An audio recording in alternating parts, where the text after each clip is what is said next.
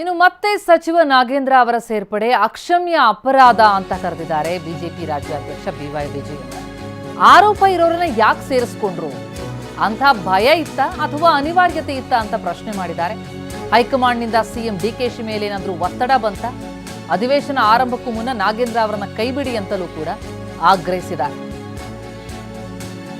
ಮಾನ್ಯ ಮುಖ್ಯಮಂತ್ರಿಗಳು ಡಿಕೆ ಶಿವಕುಮಾರ್ ಅವರು ಕ್ಯಾಬಿನೆಟ್ ಎಕ್ಸ್ಪೆನ್ಷನ್ ಮಾಡಿದಂಥ ಸಂದರ್ಭದಲ್ಲಿ ಸಚಿವ ಸಂಪುಟಕ್ಕೆ ಹಿಂದಿನ ಸಚಿವರಾಗಿದ್ದಂತಹ ನಾಗೇಂದ್ರ ಅವರನ್ನ ಪುನಃ ಇವತ್ತು ಕ್ಯಾಬಿನೆಟ್ಗೆ ಸೇರಿಸಿಕೊಂಡಿದ್ದಾರೆ. ಮಹರ್ಷಿ ವಾಲ್ಮೀಕಿ ಅಭಿವೃದ್ಧಿ ನಿಗಮದಲ್ಲಿ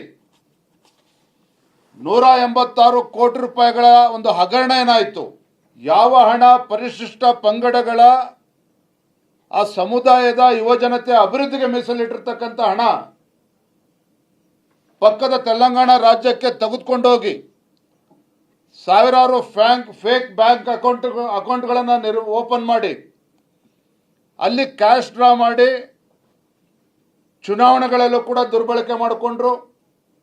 ಚಿನ್ನ ಖರೀದಿ ಮಾಡಿರ್ತಕ್ಕಂಥ ಇವೆಲ್ಲವೂ ಕೂಡ ಎನ್ಫೋರ್ಸ್ಮೆಂಟ್ ಡೈರೆಕ್ಟರೇಟ್ ರಿಲೀಸ್ ಮಾಡಿದಂಥ ಪ್ರೆಸ್ ನೋಟಲ್ಲೂ ಕೂಡ ಉಲ್ಲೇಖ ಆಗಿದೆ. ಪರಿಶಿಷ್ಟ ಪಂಗಡಕ್ಕೆ ಸೇರಿದ್ದಂತಹ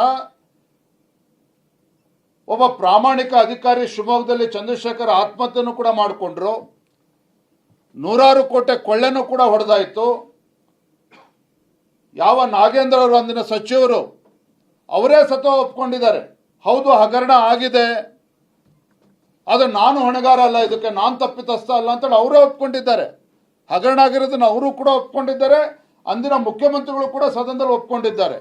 ಇನ್ನೂ ಕೂಡ ಅವರಿಗೆ ಕ್ಲೀನ್ ಚಿಟ್ ಕೂಡ ಸಿಕ್ಕಿಲ್ಲ. ತನಿಖೆ ನಡೀತಾ ಇದೆ, ಕೇಸನ್ನು ಎದುರಿಸ್ತಾ ಇದ್ದಾರೆ. ಸನ್ಮಾನ್ಯ ನಾಗೇಂದ್ರ ಅವರನ್ನ ಸಂಪುಟಕ್ಕೆ ಸೇರಿಸ್ಕೊಂಡಿರ್ತಕ್ಕಂಥದ್ದು ಅಕ್ಷಮ್ಯ ಅಪರಾಧ.